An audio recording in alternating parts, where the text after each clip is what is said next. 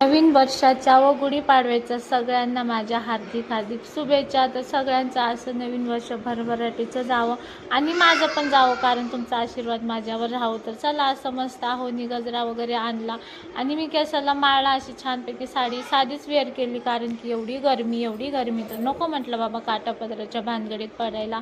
मग लगेच अशी छानपैकी देवाची पूजा वगैरे करून घेतली। इकडं हार पण घातला देवाला, तो ह्याचा नाही का बताशाचा।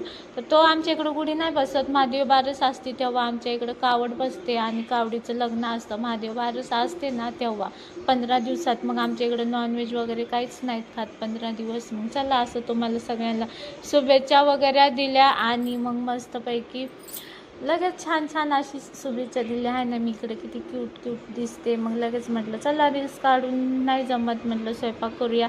रील्स नव्हते काढत बसले बरं का, मी इकडे छानपैकी डाळ शिजाय टाकली होती। म्हटलं तोपर्यंत तुम्हाला सगळ्यांना शुभेच्छा द्यावं, एक कामात दोन कामं असतात। चला, तर आपली डाळ पण शिजलेली आहे पुरणाची। तर पत्तर खवला कमरेला आणि छानपैकी अशी छान दिसत होती माझी साडी। तर चला, मी साध्या साडीत पण क्यूट दिसते आहे ना, खुद की तारीफ किती करते बाबा मी। तर चला जाऊन द्या, मग पुरण ठेवलंय का त्याच्यात वेलची पावडर, बडीशोप, सुंठ आणि जायफळ टाकून त्याच्यामध्ये टाकलं। एक साईडला पुरण शिजाय ठेवलं, एक साईडला वाटण तयार करायला घेतलं आपल्याला कटाच्या आमटीसाठी।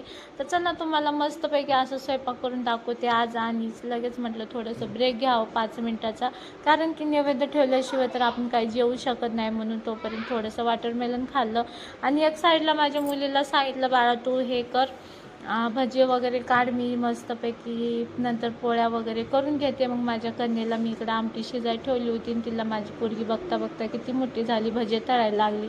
तर जाऊन द्या म्हटलं, भजे वगैरे तळून झाले। मग लगेच इकडं मी काय केलं, पुरीला म्हटलं देवांना नैवेद्य ठेव, मग म्हणजे नाही का बघा नैवेद्य ती बनवत देवाचं प्लेट करत होती छानपैकी। असं देवाचं नैवेद्य वगैरे तिनं ठेवून दिलं। मग देवाला नैवेद्य ठेवलं ना, मग पोरांना खायला द्यायला मोकळं।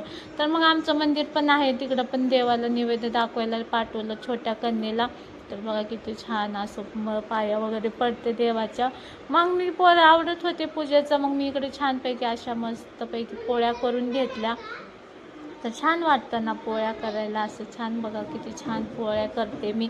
तर आपल्या महाराष्ट्रात म्हणतात पोळ्या आले की ती बाई सुगरण। तर तुम्हीच कमेंटमध्ये सांगा मी सुगरण आहे की नाही। तर चला, मग मस्त असं आम्ही फॅमिली बसून असा गुढीपाडवा होता आजचा दिवस। तर चला, छान असं जेवण मस्त केलं आम्ही पोरांना घेऊन। तर चला, आमचा असा सुखी आणि मस्त परिवार। तर चला, आजसाठी एवढंच।